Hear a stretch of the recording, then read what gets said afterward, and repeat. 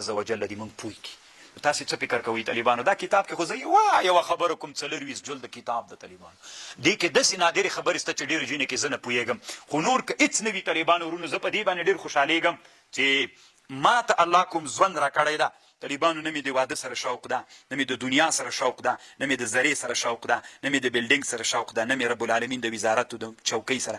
دا مې طالبانو الله په زړه کې یو درد راچولی چې زه اسلامي امت راویښ کړم، ویده اسلامي امت راویښ کړم او اسلامي امت داسې یو طرف ته روان کړم چې هغه طرف اسلامي امت خپل مسیر وګرځي. انشاءالله اسلامي امت به طالبانو بیا قرطبي و اندلس ته ځي، بیا به کاشغرو تبت ته ځي، بیا به اسلامي امت د خپلې مظلومې خور که د وا معتصمه غږ راوکړي دی به ډېر په جرأت باندې هغه راخلاصولی سي. نن په زرګونو په میلیونونو ښځې د کفر او د ظالمانو په محبسونو کې پرتې دي. د وا معتصما نارې وهي خو معتصم نسته نن عصر کې، هېڅ چېرته معتصم نسته. دا سړي غوږونه کاڼه اچولي دي، څوک په میبزي لګیا ده، څوک د استنجا مسلې بیانوي، څوک یو څو فضایلو ته ناسته د فضایلو مسلې بیانوي. هېڅ چا سره طالبانو نور غمونه نسته. انشاءالله زه په دې ډېر امید لرم که الله مو له خپل جي ته بوځي او درد به در کې پیدا سوی وي. بیا یې طالبانو اوږده کړه نیکو مزتي بس ده. دا بیا به م ویم طالبانو لنډه یې داسې یوه خبر کوي، دلته یو چا خبر کړی چې دا باران کېږي دا د بخار د وجې نه کېږي. نه رښتیا د علم نجومو خبرې کړې. لنډ الفاظو کې به یم طالبانو علم نجوم احادیثو کې منع راغلي. دی وایي روح الماني وایي د علم نجوم منع لذاته ناروا نه ده، صدا لذرایع. ځکه دا علم چې زده کړې بیا ته داسې فکر کوي چې دا کائنات پلانکي ته زوی پلانکي ته لور، پلانکي ته زوی لور، زلزله، موټر، مال، قدرت، غوا، بچی، دا دنیا کې چې د مځکه کې چې کوم کائناتي پیښې راځي، دا تغیرات راځي، دا ټول د چا د وجې نه کېږي؟ ستور. نو که ته علم نجوم زده کړې بیا به داسې فکر کوي چې دا خدایان هم دا دي، د دغې وجې نه ناروا ده. اما که دا خطر سره نه مخ کېږي، امام رازي وایي بیا د علم نجومو څوک هم زده ده، علم هم څوک ده زده کولی بیا روا دي. طالبانو ډېر اوږد بحث یې کړی، په لنډو کې مې درته ویلې. داسې طالبانو دغسې د ترجمې ته یو شي کې قرآن الله د څه شي نه ډېر ځورېږي داسې چې بده پرې لګېږي. طالبانو دا شرک او دا چې ورته وایي زوی لري او دا داسې ښه پرې نه لګېږي. ګوره ټول قرآن بیخي تکرار تکرار الله دا ټکی یادوي. نو طالبانو چې یو شي کې شرک شایبه ولم باید ونه ویل سي. غوث العظم لاس مې در ونیسه. چا ویلې چې ته غوث العظم یې؟ غوث العظم خو الله ده. لا تدرکه الابصار، ادراکی نسی کوي د الله سترګې، وهو يدرك الابصار، الله ویني سترګې. یعنی طالبانو الله څه ده؟ د موږ سترګې ویني، د موږ سترګې الله ادراک نسی کولی. وهو اللطیف الخبیر. طالبانو ورونو دلته معتزله له دې نه استدلال کوي چې الله بیخي لیدل کېږي نه دلته نه آخرت کې. نو موږ طالبانو د دې آیات دوه جوابونه ډېر دي طالبانو، دوه جوابه به زه لنډ وکړم. یو جواب دا ده طالبانو لا تدرک الابصار احاطه نسی کولی. اوس طالبانو ورونو چې دلته دیوال ته نږدې ودرېږي بیا دا ټول میراب لیدل کوی سي که یې نه سي کوی؟ ګوګانو داسې چې کتاب ته وګوري وینم یې که نه، خو طالبانو ټول باندې احاطه نه سي کېدلی. بیا داسې طالب که نه الله مونږ وینو احاطه نه سو پې کولی. دا یې مطلب. یا طالبانو ورونو بل جواب دا ده چې دلته دا الابصارو کې لا تدرب الافلام استغراقي ده. طالبان لا تدرکو الابصار، هر فرد له افرادو د سترګو نه د الله ادراک نسی کولی.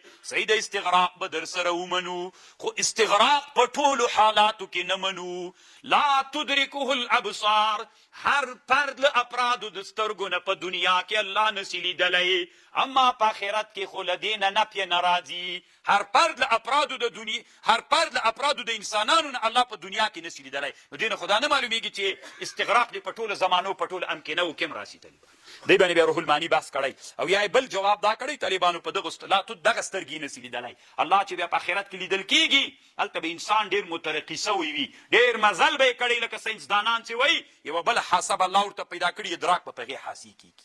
داسې انسانان مو لیدلي طالبانو ورونو چې هغوی څوک کوي په سترګو نه بغیر لیدل کوي. هرون د وحدت الوجود عقیدې ولا چې دا ټول انسانان کالعدم لیدل یو وجود یې لیده طالبانو، خو هغه هم بله حاسه وکړه. دا بلې حاسې خبره وه. قد جاءکم بصائر، تاسې ته راغلل دلائل له طرفه د ربنا. فمن ابصره، که چا دا ولیدل بصیرت و پند یې ترې واخیسته، فلنفسي ګټه یې نفس ته ده، ومن عمي فعلیها وما انا علیکم بحصیب. بحفیظ زنیم پتاسی نگهبان وکذالک نصرف الآیات هم دغسی منگ اڑو آیتنا ولیقولو چی اوائی درستا تا علم زده کړی د قرآن دی لبل چانه زده کړی ولنبینه لقوم یعلمون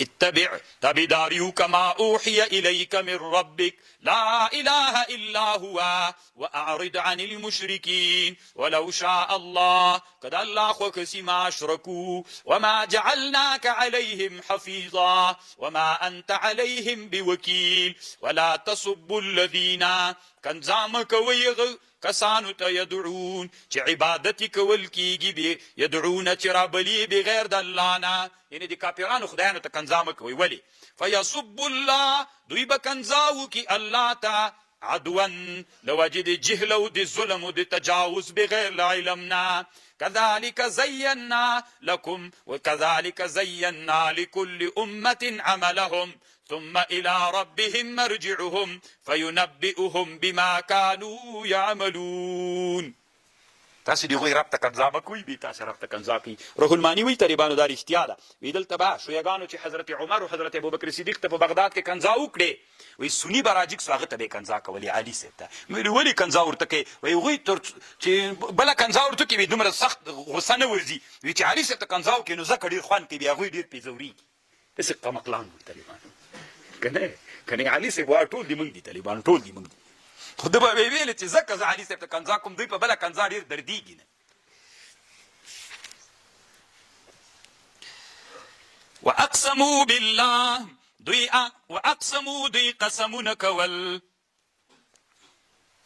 واقسموا بالله جهد ايمانهم لئن جاءتهم آية ليؤمنن به قل ارتوى انما الآيات عند الله وما يشعركم تشي خبر کړی انها اذا جاءت لا يؤمنون کله چې دا معجزه راسي بیا دوی ایمان نه وروړي ونقلب افئدتهم الله وی مون اړو زړونه دي دوی وابصارهم كما لم يؤمنوا به اول مره ونظرهم پریګدو دوی فی طغیانهم یعمهون سرګردانا واخر دعوانا الحمد لله رب العالمين دې ثواب انبیاء او صحابه او تابعین او تبع تابعین او محدثین او فقها او اصولین ټول ته الله ثواب ورسوي د موږ والدین چې چا والدین وفات شوی الله پاک مغفور کړي شهیدانو باندې رحم وکړي مجاهدینو ته الله فتح ورکړي اسلامي امت الله پاک راويخ کړي موږ علما او ګرځي عاملین علما او مګرځي د موږ مدرسو ټول دینی مدارس حفاظت وکړي د اسلامي نظام الله حفاظت وکړي الله پاک وی ساتي